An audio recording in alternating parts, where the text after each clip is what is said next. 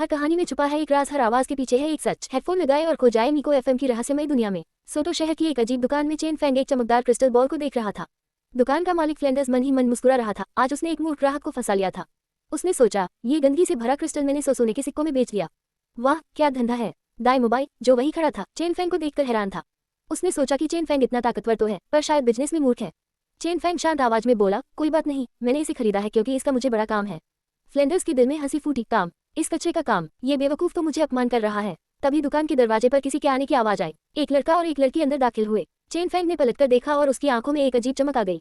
उसके चेहरे पर हल्की मुस्कान तैर गई। आखिरकार आ ही गए। वह लड़का काले बालों वाला था, नीले रंग की साधारण पोशाक पहने हुए, जिस पर 24 पत्थरों की बैग लगी थी। लेकिन असली नजारा तो लड़की थी। उसके रेशमी काले बाल एक लंबी चोटी में बंधे हुए थे जो पैरों तक लटक रही थी। गुलाबी रंग का छोटा कोट उसकी पतली कमर को कसकर ढक रहा था। उसका चेहरा इतना खूबसूरत था कि दाई मोबाइल जैसा अनुभवी इंसान भी उसे देखकर चौंक गया। ये कोई और नहीं, तांगसान और जियाओ वू थे। कल रात ही दोनों रोज होटल गए थे, लेकिन कमरा न मिलने पर लौट आए थे, इसीलिए दाई मोबाइल से इनकी मुलाकात नहीं हो पाई थी। तांगसान ने जैसे ही दुकान में कदम रखा, उसकी नजर सीधे चेन फेंग के हाथ में पकड़े उस क्रिस्टल बॉल पर जम गई। उसकी आंखें फैल गईं, सांसें रुक गईं, दिल की धड़कन तेज हो गई। ये तो असंभव है। यहाँ ऐसी चीज कैसे मिल सकती है? उसके दिमाग में तूफान आ गया। वह जानता था कि क्रिस्टल में अगर बाल जैसी संरचना बन जाए तो उसकी कीमत आसमान छूती है। और यह क्रिस्टल, इसमें तो सैकड़ों सुनहरे बाल थे जो एक प्लेट की शक्ल में जमे हुए थे। हेयर क्रिस्टल का सबसे दुर्लभ रूप। तांगसान ने अपने आप को संभाला और शांत होने की कोशिश की। वह जानता था कि अगर उसने अपनी बेचैनी दिखा दी तो कीमत बढ़ जाएगी। उसने धीरे से पूछा, हेलो, क्या आप इस क्रिस्टल को बेचना चाहेंगे? चेन फेंग ने कुछ नहीं कहा, बस एक अजीब नजर से तांगसान को देखता रहा। तांगसान ने जल्दी से जोड़ा, मैं आपको अच्छी कीमत दे सकता हूँ। 200 सोने के सिक्के, कैसा रहेगा? ये सुनते ही दुकान में सन्नाटा छा गया। दाई मोबाइल का मुंह खुला का खुला रह गया। क्या? मैंने सोचा था चेन फेंग बेवकूफ है, लेकिन अब तो इससे भी बड़ा बेवकूफ आ गया। फ्लेंडर्स की आंखें फटी की फटी रह गई। उसने अपने कानों पर विश्वास नहीं किया। मैंने 100 सोने के सिक्कों में बेचा और यह पागल 200 दे रहा है।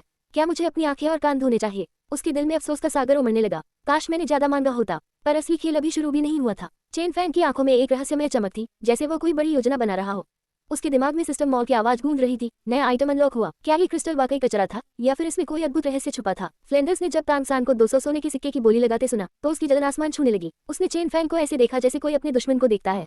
पैसे ठगने से ज्यादा तकलीफ तो ये देखना है कि दूसरा कमा रहा है, उसका दिल कह रहा था। तभी जियाओ वू ने चौंककर तांगसान से कहा, छोटे सान, तुम ठीक तो हो? उसने हाथ बढ़ाकर तांगसान का माथा छुआ और हैरानी से बोली, बुखार तो नहीं है? फिर ऐसी बकवास क्यों कर रहे हो? तांगसान ने कड़वी मुस्कान के साथ सिर हिलाया और चेन फेंग को घूरता रहा, जवाब का इंतजार करते हुए। चेन फेंग ने उसकी बेचैनी भरी आंखें देखी और मुस्कुराकर बोला, मैं नहीं बेचूंगा। तांगसान ने दांत पीसकर कहा, कीमत बढ़ाई जा सकती है। अगर 200 काफी नहीं है तो मैं 500 सोने के सिक्के दूंगा। धड़ाम। फ्लेंडर्स सोफे से नीचे गिर पड़ा। उसका दिल जैसे खून के आंसू रो रहा हो। अगर सौदा ही करना है तो मेरे सामने क्यों कर रहे हो? जो असली मालिक हूँ मैं, अब कैसे जीऊंगा? वह अपने कान बंद करना चाहता था। दुकान का दृश्य इतना दिल दहला देने वाला था कि उसकी रूह कांप गई। लेकिन अचानक 500 सोने के सिक्कों के लालच के बावजूद चेन फेंग ने फिर सिर हिलाया और बोला, 500 में भी नहीं बेचूंगा। मुझे 500 सोने के सिक्कों की कमी नहीं है। तांगसान घबरा गया। तुम्हें इस चीज की कोई जरूरत भी नहीं है। उसकी नजर में इतना कीमती स्लैब क्रिस्टल 10,000 सोने के सिक्कों के लायक था। चेन फेंग ने शांति से जवाब दिया, जरूरत है? क्या मैं इसे कीमत बढ़ने के लिए नहीं रख सकता? ये सुनकर सभी अवाक रह गए। ये तो एक गंदा क्रिस्टल है, कीमत बढ़ने का इंतजार? मजाक है क्या? उल्टा घटेगी कीमत। सबसे अजीब बात ये थी, एक खरीदना चाहता था, दूसरा बेचने से मना कर रहा था। उनकी नजर में तो ये बेकार का क्रिस्टल था जिसकी कीमत एक गिनतामा सिक्के के बराबर भी नहीं थी। तभी फ्लेंडर्स की नजर अचानक तांगसान की कमर पर गई। वह चौंका। ये बेल्ट तुम्हें कहाँ से मिली? अब तक वो सोने के सिक्कों में खोया था, लेकिन अब उस परिचित बेल्ट पर ध्यान गया। तांगसान ने एक पल के लिए क्रिस्टल से नजर हटाई और बोला, मेरे गुरु ने मुझे दी है। फ्लेंडर्स का चेहरा अजीब हो गया, तो तुम उसके शिष्य हो? और फिर बिना किसी हिचकिचाहट के वह भी इस बिजनेस वॉर में कूद पड़ा। उसने चेन फेंग की तरफ देखते हुए ईमानदारी से कहा, मैं तुम्हें सलाह दूंगा कि 200 सोने के सिक्कों में बेच दो। मालिक होने के नाते मैं तुम्हें बता दूं, मैंने वह क्रिस्टल लोगों को बेवकूफ बनाने के लिए रखा था।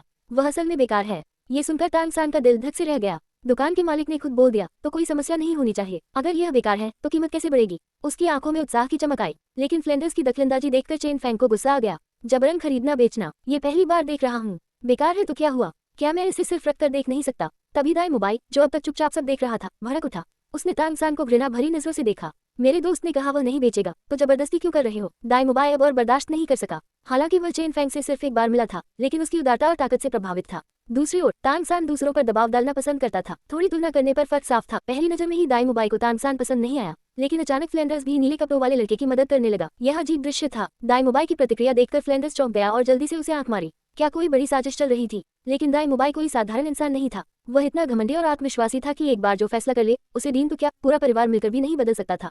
उसकी आंखों में एक अजीब दृढ़ता थी जो साफ कह रही थी, मैं जो ठान लूं वो करके रहूंगा। तभी चेन फेंग के दिमाग में अचानक एक आवाज गूंजी। डिंग। सिस्टम की आवाज थी जो सिर्फ वही सुन सकता था। पता चला है कि दाई मोबाइल को भाग्य के पुत्र तांगसान से घृणा हो गई है। चेन फेंग का दिल तेजी से धड़का। क्या इतनी जल्दी? उसने मन ही मन सोचा। सिस्टम ने आगे बताया, मुख्य क्वेस्ट की प्रगति 30% और फिर एक और धमाका पुरस्कार मिला। सिस्टम मोड अनलॉक हो गया है। विलेन पॉइंट्स का इनाम मिला। चेन फैंग की आंखों में एक रहस्यमय चमक आई। बन गया, यही तो मैं चाहता था। चेन फैंग के चेहरे पर हल्की मुस्कान तैरने लगी। दरअसल वह खास तौर पर दाई मोबाइल को ढूंढने क्यों गया था, बस इसी मौके के लिए। उसकी पूरी योजना यही थी कि किस्मत के बच्चे तानसान से दोस्ती के मौके छीन लिए जाएं। यह उसके मिशन का सबसे जरूरी हिस्सा था, वरना टास्क की प्रगति तेजी से कैसे बढ़ेगी, उसने सोचा। लेकिन यहाँ एक बड़ा ट्विस्ट था। चेन फैंग असल में कोई हीरो नहीं, बल्कि एक विलेन सिस्टम का मालिक था। उसका काम था मुख्य किरदार तानसान की किस्मत में रोड़े अटकाना, और अब तक तो वह शानदार तरीके से सफल हो रहा था। दाई मोबाइल को तानसान से नफरत हो गई थी। फ्लेंडर्स परेशान था, और सबसे बड़ी बात वह कीमती क्रिस्टल अब चेन फैंग के हाथ में था जो तानसान को चाहिए था। ये तो बस शुरुआत है, चेन फैंग ने मन ही मन सोचा। अभी तो असली खेल बाकी है। सिस्टम मॉल अनलॉक होते ही चेन फैंग की आंखों के सामने एक होलोग्राफिक स्क्रीन खुल गई, जो सिर्फ वही देख सकता था। उसमें तरह तरह के जादुई आइटम, हथियार और खास शक्तियां दिख रही थी।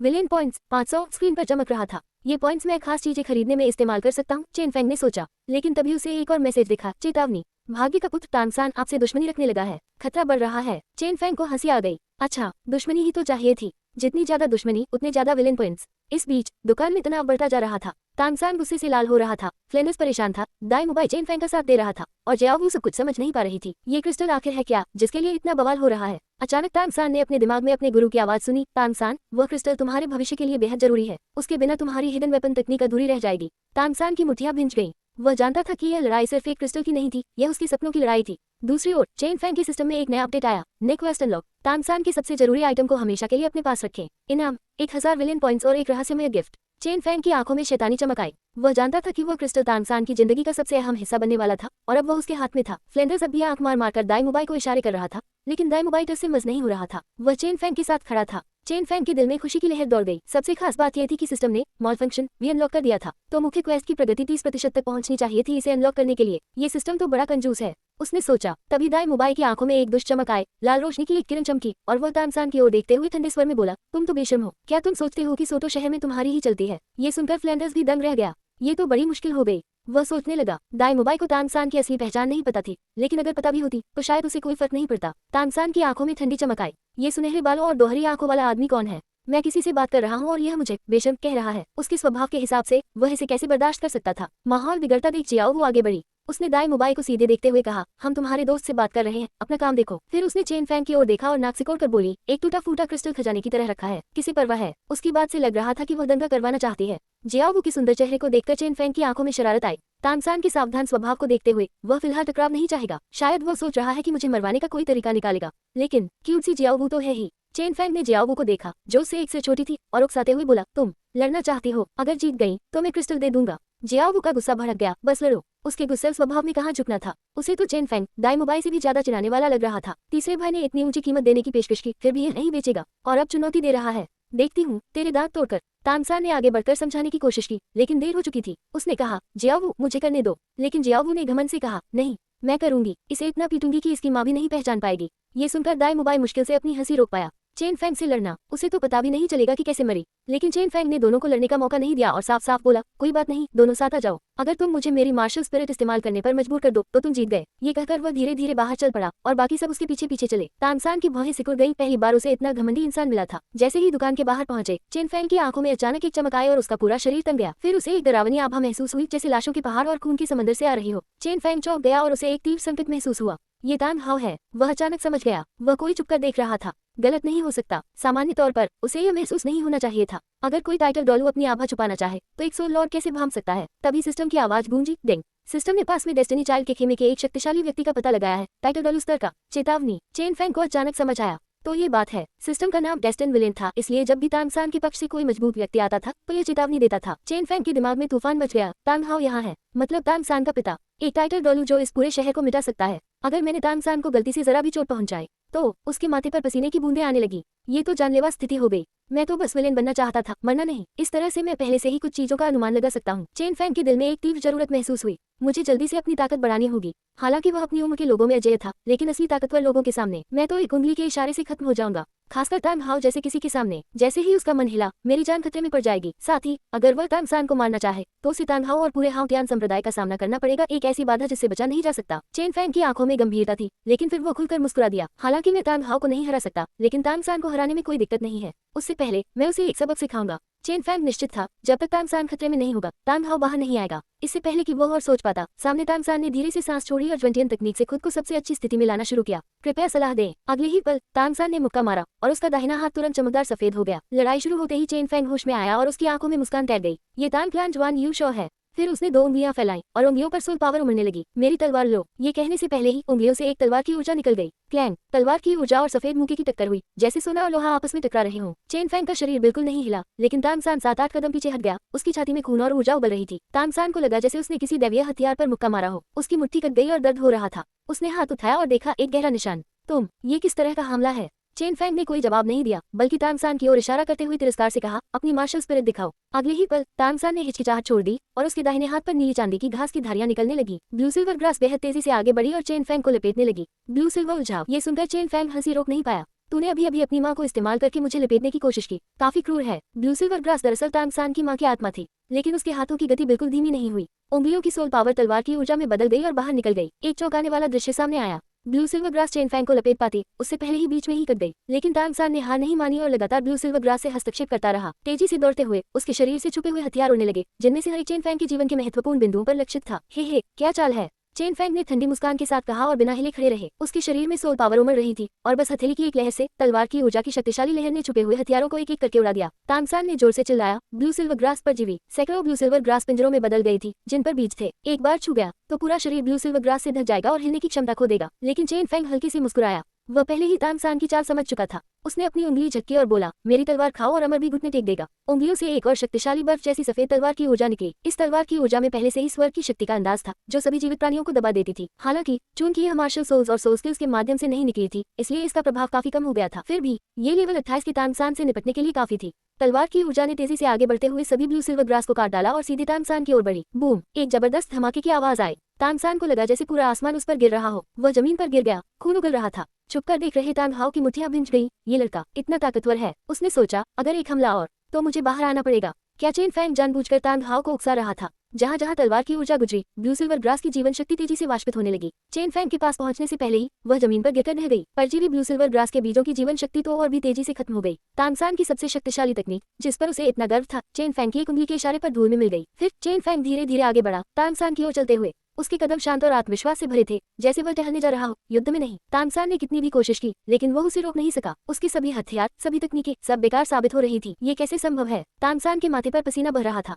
वह जानता था कि वह हारने की कगार पर था। तभी अचानक एक चौंकाने वाली बात हुई। चेन फैंग ने अपनी उंगली की नोक से सोल पावर निकाली और सीधे तांग सान की भौं की ओर इशारा किया। क्या तुम अभी भी जारी रखना चाहते हो? उसकी आवाज में न तो गुस्सा था, न ही घमंड, पर एक शांत प्रश्न था। लेकिन उस उंगली की नोक पर जो ऊर्जा केंद्र थी, वह किसी भी पल तांग सान के माथे में छेद कर सकती थी। तांग सान के पूरे शरीर में झुरझुरी दौड़ गई। उसने अपनी पूरी जिंदगी में इतना डर कभी महसूस नहीं किया था। दूर से चुपकर देख रहे तांग हाओ की आंखें लाल हो गईं। उसका हाथ अपने हथौड़े पर गया। अगर ये लड़का मेरे बेटे को चोट पहुंचाने की कोशिश करता है तो मैं। लेकिन तभी एक और अप्रत्याशित मोड़ आया। जियाओ वू, जो अब तक चुपचाप देख रही थी, अचानक चिल्लाई, छोटे सान को छोड़ दो, और तेजी से आगे बढ़ी। उसकी आंखों में आंसू थे, लेकिन चेहरे पर दृढ़ता। अगर तुम्हें किसी से लड़ना है तो मुझसे लड़ो। चेन फैंग की मुस्कान और चौड़ी हो गई। ये तो दिलचस्प हो गया, लेकिन असली ट्विस्ट अभी आना बाकी था। चेन फैंग के सिस्टम में अचानक एक आवाज गूंजी, चेतावनी। टाइटल डोलू की हत्या की इच्छा 95% तक पहुंच गई है। जीवन खतरे में। चेन फैंग के दिल की धड़कन बढ़ गई। तांग हाओ अब बाहर आने ही वाला है। उसने तुरंत अपनी उंगली हटा ली और तांग सान से 2 कदम पीछे हट गया। फिर उसने हंसते हुए कहा, बस तुम हार गए, लेकिन मैं उदार हूँ। उसने अपनी जेब से वो क्रिस्टल निकाला और हवा में उछाल दिया। लेकिन यहाँ असली शातिर चाल थी। क्रिस्टल हवा में था और तांग सान व जियाओ वू दोनों ने उसे पकड़ने के लिए छलांग लगाई। तभी चेन फैंग ने अपनी उंगली से एक छोटी सी तलवार की ऊर्जा निकाली, जो क्रिस्टल को 2 टुकड़ों में काट गई। ओह माफ करना, हाथ फिसल गया। चेन फैंग ने मासूमियत से कहा। तांग सान की आंखें फटी की फटी रह गई। वह अनमोल क्रिस्टल टूट गया। लेकिन तभी एक और चौंकाने वाली बात हुई। टूटे हुए क्रिस्टल के अंदर से एक सुनहरी रोशनी निकली। सुनहरी रोशनी इतनी तेज थी कि सभी को अपनी आंखें बंद करनी पड़ी। जब रोशनी कम हुई तो एक अविश्वसनीय दृश्य सामने था। क्रिस्टल के अंदर से एक छोटी सी चमकदार तलवार निकली थी, एक दिव्य हथियार का टुकड़ा। फ्लेंडर्स का मुंह खुला रह गया। ये तो असंभव है। मैंने वो क्रिस्टल कचरे में से उठाया था। तांग सान की आंखों में लालच और पछतावा था। अगर मैंने इसे तोड़ा होता तो ये दिव्य हथियार मेरा होता। चेन फैंग ने शांति से वो छोटी तलवार उठा ली और अपनी जेब में रख ली। उसके सिस्टम में आवाज आई, बधाई, विशेष वस्तु प्राप्त की, स्वर्गीय तलवार का टुकड़ा, विलेन पॉइंट्स जोड़ 2000। चेन फैंग मुस्कुराया, तो यही असली खजाना था। तांग हाओ जरूर सोच रहा होगा कि मैं गलती से इसे तोड़ दिया। दूर से तांग हाओ का गुस्सा थोड़ा शांत हुआ। कम से कम उसने मेरे बेटे को मारा नहीं। लेकिन ये लड़का खतरनाक है। दाई मोबाइल चकित था। जियाओ वू रो रही थी। तांग सान अपमानित महसूस कर रहा था और चेन फैंग खुशी से चमक रहा था। ये तो सिर्फ शुरुआत है तांग सान, असली खेल अभी बाकी है। तलवार की ऊर्जा का कहर थम गया, लेकिन कहानी यही खत्म नहीं हुई। एक टूटा हुआ क्रिस्टल, एक दिव्य तलवार का टुकड़ा और चेन फैंग की वो मुस्कान जो बता रही है ये तो बस शुरुआत है। तानसान की हार ने किस्मत बदली, लेकिन असली खेल अब शुरू होगा। जानना चाहते हो आगे क्या होगा? तो जुड़े रहो मीको एफएम के साथ। हेडफोन लगाओ और सुनो विलेन की जीत की अगली कहानी।